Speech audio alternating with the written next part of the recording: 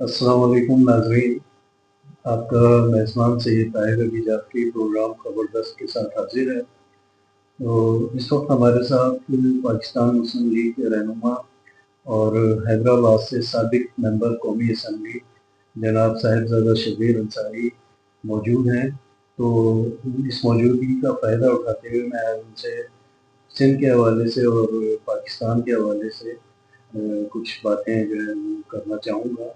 उनका vast experience है और बहुत बड़े माशाल्लाह वो रहनुमा है, उनका एक्सपीरियंस बहुत ज़्यादा है। तो देखते हैं कि इस हवाले से उनकी क्या राय है। अस्सलाम वालेकुम शबीर अंसारी साहब, वालेकुम कैसे हैं आप? ठीक हैं? बड़ी मेहरबानी आप। तो आपको मैं इस्लामाबाद में खुशामदीद कहता हूँ और वैसे तो आप आते रहते हैं माशाल्लाह से और आपसे मेरी मुलाकात भी होती रहती है, लेकिन ये वाले मौके जो हैं वो कम ही मिलते हैं। तो इसलिए मैं आपसे जो है वो तो कुछ सवालों जवाब की नशिस्त करना चाह रहा हूँ। तो मेरा सवाल ये है कि अंसारी साहब, सिंध में इस वक्त बड़ी बेचैनी पाई जा रही है। सिंध में सिंधी महाजिर और दीगर दूसरी जो कौमें हैं वो अब तक जो है बड़ी मोहब्बत से और एक दूसरे के एहतराम के साथ जो है वो ज़िंदगी गुजार रही है, लेकिन गुज़िश्ता दिनों कुछ ऐसे वाक़यात हुए हैं कि जिनकी वजह से जो है कुछ आपस में रंजिशें पैदा होने का खदशा हुआ है। कुछ वहाँ की कॉमपर्स जमातें जो हैं वो एक दूसरे के साथ दस्तूर गिरेबान होना चाहती हैं और उनका इरादा ये है कि कौम जो है, अवाम भी जो है वो आपस में एक दूसरे से लड़े, उनके दरमियान जो है वो नफरतें फैलाने की कोशिश की जा रही है। तो इस हवाले से आपकी क्या राय है? बिस्मिल्लाहिर्रहमानिर्रहीम। आपका बहुत बहुत शुक्रिया, आपने यहाँ पर तकलीफ फरमाई। अर्ज ये है कि जहाँ तक सिंध में रहने वाली अक़वाम का ताल्लुक़ है, वो देखिए, वो तो उसमें जो सबसे ज़्यादा जो बात है वो ये है कि एक तो वहाँ के मकामी जो सिंध के हैं, जो पहले से आबाद हैं जी। और एक वो हैं जो हिजरत करने के बाद, तक़सीम हिंद के बाद वो पाकिस्तान तशरीफ़ लाए और उनमें से कुछ आबादी कराची मुंतकिल हो गई, हैदराबाद, मीरपुर, सक्खर और यहाँ लाड़काना और सईदाबाद और नवाबशाह, यानी बहुत सिंध के बहुत सारे शहर ऐसे हैं जहाँ पर वो आबाद हैं। और सब मिलकर आप वो सिंध में आबाद जो मतलब ये है कि उर्दू बोलने वाले हैं, वो सब इतनी अच्छी, इतनी आला वो सिंधी बोलते हैं कि जिसको आप शनाख्त नहीं कर सकते। लेकिन बाज़ क़ुव्वतें हमेशा से सिंध को अपने कब्ज़े में करने के लिए यहाँ पर कई बार, मतलब 1972 में भी एक लसानी हंगामा हुआ, फिर उसके बाद में 1986 में, फिर यानी कई दफ़ा इस तरह का माहौल पैदा किया कि ये सिंधी महाजिर जो है वो तकसीम हो जाए। अब ये तकसीम जो है सिंधी महाजिर की, ये इंतहाई ख़तरनाक है सिंध के लिए और ख़ुद इन दोनों अक़वाम की अपनी अपनी ज़ात के लिए।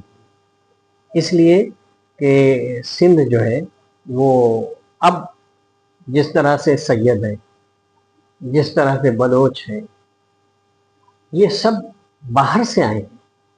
भाई ये जो उर्दू बोलने वाला जो महाजिर कहलाता है जो इस वक्त, वो 70-80 साल पहले आया है। ये जो सैयद है ये 200-300 साल पहले आए हैं। ये बलोच कोई 100 साल पहले आया है, कोई 200 साल पहले आया है, लेकिन यहाँ का मकामी नहीं। इस धरती पर सब के सब जो है वो बाहर से आए, हिजरत करके आए हुए लोग हैं। तो सब मिलकर एक मोहब्बत का और ऐसा गुलदस्ता बना हुआ था ये 1972 के हंगामे से पहले, कि एक दूसरे से शादियाँ हो रही थी और मतलब ये कि बहुत ज़्यादा बड़ी मिसालें हैं।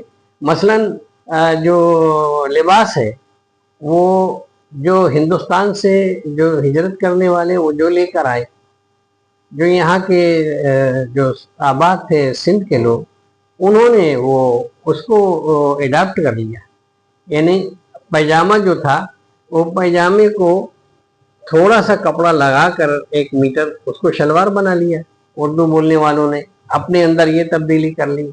जो मकामी जो पहले से यहाँ आबाद थे, उन्होंने जो बहुत ज्यादा कपड़े की शलवार पहनते थे, कमीज लंबी पहनते थे, वो उन्होंने उसको शार्ट करके एक हमारे जैसा बना लिया। आज सिंधी, महाजिर, पंजाबी सब एक जैसा लिबास पहन रहे हैं कराची के अंदर, और कोई मतलब ये कि लिबास से किसी को कोई शनाख्त नहीं कर सकता। इसी तरह से वो जहाँ तक खानों का ताल्लुक है, एक जैसा खाना हो गया। जो हिंदुस्तान से उर्दू बोलने वाले लेकर आए वो, और जो सिंध के लोग थे, वो सब मिलकर उन्होंने एक जैसा खाना शुरू कर दिया। आज हर जो है मकामी तो सभी हैं, मैं खुद सिंधी हूँ, मैं भी मकामी हूँ। तो इस तरह से ये सूरत हाल जो है वो, कई लोगों ने जो है वो कहा कि ये जुल्फ़िकार अली भुट्टो साहब ये मतलब सिंध के लीडर थे और सिंधी आवाम के रहनुमा थे। लेकिन हकीकत ये है कि भुट्टो साहब तो महाजिरों के भी रहनुमा थे। पंजाबियों सबसे ज़्यादा उन्होंने 1970 के इलेक्शन में पंजाब से सीटें जीती, सिंध से सीटें जीती, लेकिन उन्होंने पंजाब से भी जीती। तो अब जहाँ तक भुट्टो साहब की ज़ात का ताल्लुक है, वो तो खुद महाजिर थे। अच्छा, भुट्टो साहब कब सिंधी थे? अच्छा, वो तो खुद महाजिर थे, इसलिए कि उन्होंने सारी जिंदगी अपनी बम्बई में गुजारी। उनकी वालिदा मोहतरमा, उनकी बहुत अजीज बहन, उनका नाम भी बेनज़ीर था। तो उनका जो है वो और मतलब उनके वालिद खुद मतलब बाद में तो पहले तो जो है वो सरशाह नवाब भुट्टो साहब, वो उनके कई उनके मनसब थे, कई जगह वो कई मनसब पर काम करते रहे, वजीर भी रहे बरतानवी गवर्नमेंट में, और फिर उसके बाद में वो जूनागढ़ के वजीर आजम बने जी। और जूनागढ़ तो 1948 में भारत ने कब्जा किया है ना, वरना तो जूनागढ़ आजाद था। तो सारी जिंदगी भुट्टो साहब ने हिंदुस्तान में गुजारी, और बच्चे हमेशा माँ के साथ होते। उनकी वालिदा बम्बई की थी, उन्होंने जो है वो अपने बच्चों को अपने साथ रखा। तो ये तो जब भुट्टो साहब जब आए तो पाकिस्तान को बने हुए कई साल गुजर गया था। जब पाकिस्तान आए तो वो भी तो महाजिर है। उन्होंने सारी जिंदगी कोई बता दे कि उन्होंने कभी जो है वो सिंधी टोपी ओढ़ी हो। हाँ, ये अलग बात है किसी तकरीब में, किसी प्रोग्राम में किसी ने, जैसे हमें लोग उड़ा देते हैं, लेकिन हमेशा भुट्टो साहब ने जिनाह केप लगाई या उन्होंने माओ केप लगाई। उसके अलावा उन्होंने कभी मतलब ये है कि सिंधी टोपी नहीं लगाई। ये नहीं है कि उनको उससे वो अच्छी नहीं लगती थी, नहीं, उनके एक उसमें जो है उनकी आदत में शुमार था कि वो जिनाह केप लगाते थे या फिर मतलब ये माओ केप लगाते थे। फिर उसके बाद में मुझे कोई बता सकता है कि जुल्फ़िकार अली भुट्टो साहब का कोई बच्चा सिंधी बोलता है? एक बच्चा बता दे, चले उनके पोतों को बता दे, उनकी पोती को बता दे, कोई उनकी बेटी को बता दे, कोई मतलब अभी जो हयात है सनम भुट्टो, और मतलब ये कि वो उनकी और बहनें बेनज़ीर भुट्टो साहिबा की, और जो उनके ख़ानदान के लोग हैं। अभी ये भुट्टो जी ने मुर्तज़ा भुट्टो कभी ज़िंदगी में जो है बोल ही नहीं सका सिंधी। वो ये नहीं है सिंधी मैं खुद बोलना चाहता हूँ, मैं खुद टूटी फूटी जो मुझसे होती है वो बोलता हूँ, इसलिए ये तो हमारी ज़बान है ना। हम तो इस धरती के, अब देखें ना, इस ज़मीन से तो आप भाग कर नहीं जा सकते ना, आपको यहीं रहना है, यहीं मरना है, चाहे वो सिंधी हो चाहे वो महाजिर हो। तो अब भुट्टो साहब का जो सारा मतलब अगर आप उनकी ज़िंदगी को आप पढ़ेंगे, ये तो मतलब गुफ्तगू बहुत लंबी होगी, लेकिन तो उन्होंने कभी भी मतलब वो उनका तमाम तर उनकी जो توجہ تھی، ان کی تمام تر جو پرورش تھی وہ ماں کے ساتھ، جب تک ماں جو ہے وہ حیات رہی تب تک۔ اس کے بعد میں جب بھٹو صاحب کے والد 1948 میں جب ختم ہو گیا، جوناگڑھ پر قبضہ کر لیا بھارت نے، تو سر شاہ نواز بھٹو صاحب جو ہے وہ سقوط یہ اپنا جو جوناگڑھ کے بعد وہ جب پاکستان آ گئے، جب پاکستان آ گئے تو پھر یہاں قیام کیا۔ تو پھر اس کے بعد میں بھی بھٹو صاحب وہ آتے جاتے رہے۔ ان کی جو بہن تھی ان کا نام ان کی والدہ نے بے نظیر رکھا تھا، اور ان سے اتنی محبت تھی ان کو کہ جب بھی مطلب ان کو وقت ملتا تھا یہ فوراً بہن کی قبر پر جاتے تھے، فاتحہ پڑھتے تھے، اور جب بھی پاکستان سے جاتے تھے تو بہن کی قبر میں فاتحہ ضرور پڑھتے تھے۔ اور اسی محبت میں بھٹو صاحب انتہائی یعنی بہت ہی نرم طبیعت کے آدمی تھے، اور انہوں نے جو ہے وہ جو اسلام کے لیے جو انہوں نے جو خدمات دیں، اور اسی کے نتیجے میں سارا کچھ واقعہ ہوا جو تاریخ کا حصہ ہے۔ اگر ذوالفقار علی بھٹو اسلامی سربراہی کانفرنس نہ بلاتے تو اور مسلمانوں کو اکٹھا کرنے کی جدوجہد نہ کرتے اور اسلامی ملکوں کو اکٹھا کرنے کی جدوجہد نہ کرتے تو بھٹو صاحب آج بھی زندہ رہتے۔ تو یہ اس بات کی سبب دی، ہاں یہ تو ہے، اس میں کوئی شک تو نہیں ہے۔ تو بعض جو ہے وہ چیزیں جو ہے وہ دانستہ ہوتی ہیں، بعض غیر دانستہ ہوتی ہیں۔ مثلا کوئی آپ کو جو ہے ایک لائن دے رہا ہے، آپ مطلب یہ ہے کہ اس کو اڈاپٹ کر لیتے ہیں اور آپ کو پتہ نہیں ہوتا کہ اس کا انجام کیا ہوگا۔ اس طرح سے بہت ساری باتیں جو ہے وہ ہے تاریخ کا حصہ۔ اب لیکن جہاں تک اس بات کا تعلق ہے کہ بھٹو صاحب 1972 میں جب لسانی ہنگامہ ہوا تو اس وقت بھٹو صاحب نے جب وہ دیکھا کہ یہ جھگڑا، تو انہوں نے پوچھا یار یہ کیا مسئلہ ہے آخر۔ انہیں تو یہ بھی پتہ نہیں تھا کہ سندھ اسمبلی میں سندھی زبان کا بل آ گیا ہے۔ تو یہ بھٹو صاحب نے یہ فیصلہ کروایا کہ نہیں، یہ جو ہے یہاں پر دونوں قومیں آباد ہیں، لہٰذا اس بل میں ترمیم کر کے، جو بل ممتاز علی بھٹو صاحب کی حکومت نے اسمبلی میں پیش کیا تھا، اس میں ترمیم کر کے سندھ کو 2 لسانی صوبہ قرار دیا گیا، یعنی ایک اردو اور ایک سندھی۔ یعنی سرکاری زبان جو سندھ کی ہے وہ ایک اردو ہے، ایک سندھی ہے۔ آپ عدالتوں میں اردو میں بھی کام کر سکتے ہیں، سندھی میں بھی کر سکتے ہیں، انگلش تو یہ ہے۔ تو اس طرح کے جو حالات تھے اس میں بھٹو صاحب نے ہر کسی کی جو ہے وہ کوشش کی۔ اب سیاسی اختلافات تو جب ہوتے ہیں تو وہ تو مطلب ہو ہی جاتے ہیں، مطلب اس میں کسی کی اچھائی بھی جو آپ کرنا چاہیں تو وہ بھی بری لگتی ہے۔ تو یہ چیزیں ہیں جس کی وجہ سے یہ، لیکن سندھ میں اب بہرحال سندھی اور مہاجر سب دونوں قوموں کے مفاد میں یہ ہے کہ متحد رہیں اور اتحاد کے ساتھ رہیں، تاکہ سندھ کا بھی فائدہ ہو اور دونوں اقوام کا بھی فائدہ ہو، اور ایک دوسرے سے محبت کا رشتہ رکھیں، محبت کا تعلق رکھیں، تو انشاءاللہ تعالیٰ سندھ جو ہے ترقی کرتا چلا جائے گا۔ عصبیت کی گنجائش نہیں ہے سندھ میں۔ لیکن جامعہ کراچی میں جس طرح سے کچھ دن پہلے جو ایک واقعہ ہوا، وہاں پہ طلبہ تنظیموں میں 2 طلبہ تنظیموں میں جھگڑا ہوا ہے، اور وہ جنہوں نے وہاں پہ جن کی آپس میں لڑائی ہوئی ہے ان میں سے ایک طلبہ تنظیم کا کہنا یہ ہے کہ جی ان کی تقریب ہو رہی تھی اور اس میں جو ہے پاکستان مخالف نعرے بازی کی گئی تھی، تو اس لیے ہم نے ان سے لڑائی کی ہے۔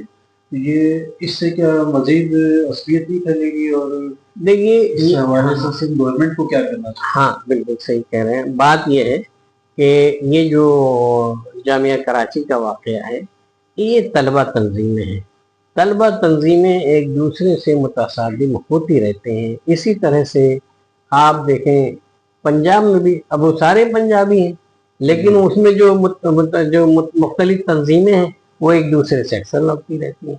تو یہ کوئی بات نہیں ہے. اور دوسری چیز یہ ہے کہ آپ میں اتنا حوصلہ ہونا چاہیے کہ کسی کی تقریب میں جا کر اپنی زبان نہ ملانا چاہیں, یعنی اپنے خیالات کو نہ ٹھونکنا چاہیں. آپ نے وہاں اگر نعرہ لگایا, پاکستان کے خلاف لگایا یا اس تنظیم کے خلاف لگایا جو تقریب کر رہی تھی, تو یہ غلط اقدام تھا, لیکن میں دونوں کی جو ہے میری گزارش ہوگی کہ دونوں آپس میں مل کر رہیں. جامعہ کراچی سب کا ہے, سندھی کا بھی ہے, مہاجر کا بھی ہے, پنجابی کا بھی ہے, پٹھان کا بھی ہے. وہاں پٹھان بچے بھی پڑھتے ہیں, سندھی بچے بھی پڑھتے ہیں, اردو بولنے والے بھی پڑھتے ہیں. تو یہ سب مل کر رہیں گے تو یہ اپنے اصل مقصد کی طرف, یعنی حصول تعلیم کی طرف ان کی توجہ رہے گی. اور یہ لڑائی جھگڑا جو ہے یہ نہیں ہونا چاہیے. حکومت سندھ کو چاہیے, میری گزارش ہے وزیر اعظم سندھ سے کہ وہ دونوں تنظیموں کو بلا کر اور ان کو بٹھا کر ان کے آپس میں صلح کرا دیں, ان کو گلے ملوا دیں اور سندھ سے محبت اور یکجہتی کا اظہار کروا دیں. اچھا, ایک سوال اور ہے کہ پورے پاکستان میں جو ہے وہ صوبوں کی بات ہوتی ہے, پنجاب میں بھی ہوتی ہے اور ظاہر کے پی کے میں بھی ہوتی ہے, بلوچستان کے حوالے سے بھی یہ باتیں ہمیں سنائی دے رہی. سندھ میں بھی جو ہے وہ جنوبی سندھ صوبے کی بات ہوتی ہے. تو کیا یہ پاسبل ہے؟ اچھا دیکھیے, بات یہ ہے کہ پاکستان بننے کے بعد ہندوستان میں بہت سارے صوبے بنے, کئی صوبوں کا اضافہ ہوا.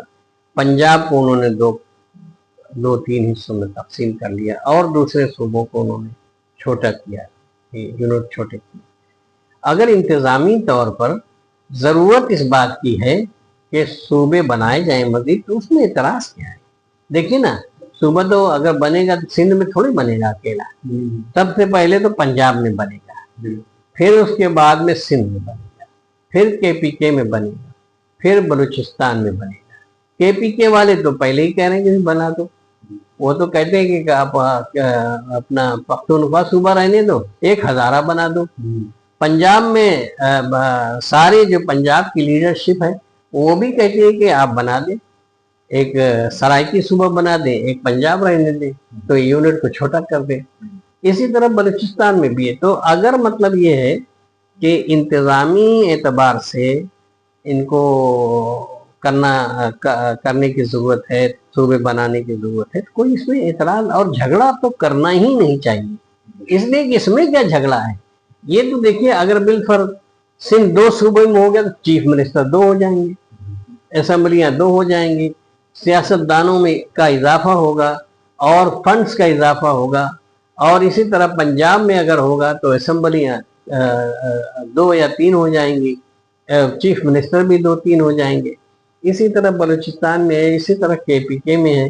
تو اس میں کوئی اعتراض کی بات نہیں. خام اگر آپ زبردستی کسی چیز کو ایشو بنانا چاہیں تو اس پر کوئی مطلب ہے, اس کا کوئی علاج نہیں.